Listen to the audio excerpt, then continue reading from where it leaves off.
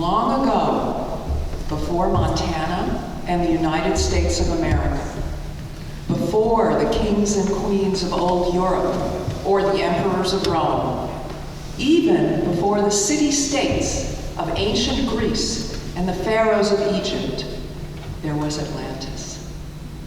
Atlantis was formed by a massive volcano which erupted for years and years in the middle of the ocean. It began as a small sliver of land, but shot up into the sky over time, with the center of the volcano growing so high that it seemed to touch the stars. Years passed, and the lava eroded, soil formed. Birds found their way to this remote island, bringing with them seeds and pollen, an occasional worm, even fungus. Mushrooms formed.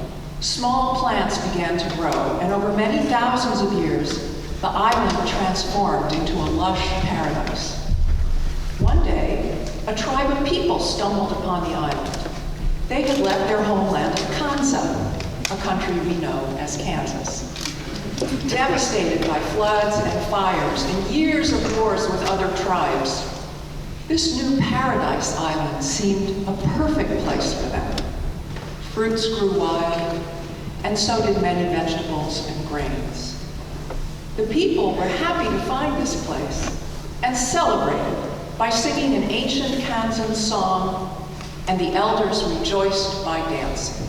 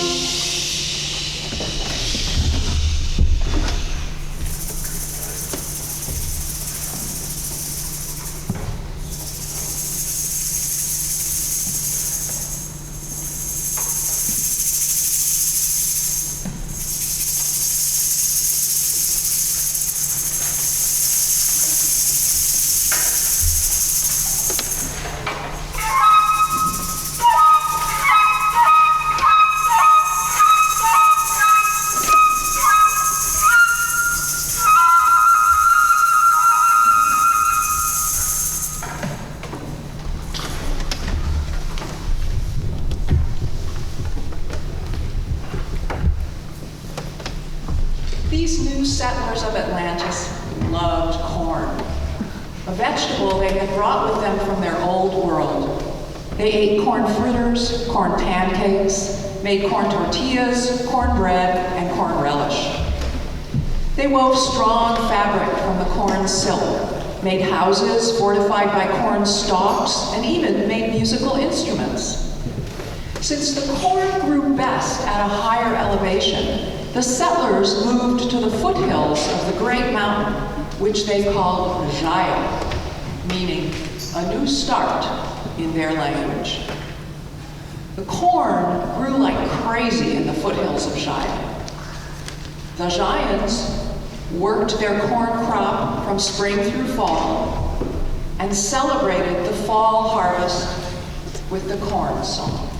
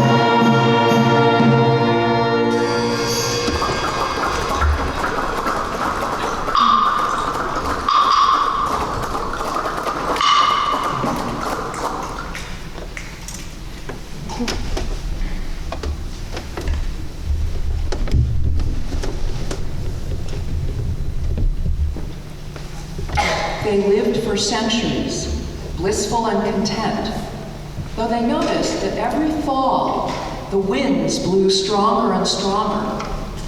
One year, the winds blew colder and more fiercely than ever before, flattening the corn. It rained at first, but soon the rain turned to icy sleet, then into a raging snowstorm. The sky darkened, and there were even earthquakes and rumblings from the ground. The elders of Atlantis realized that the volcanic mountain Xaya, once inactive, might be active again. The Giants formed a team to climb Xaya to assess the danger. The difficult climb took over a week up and back. Their news was not good. Xaya was spewing steam high into the atmosphere, causing the dark skies and the vast storms, and they were sure that the volcano was about to erupt. They determined, too, that the mountain was sinking and that the eruption would be huge, putting the entire population at risk.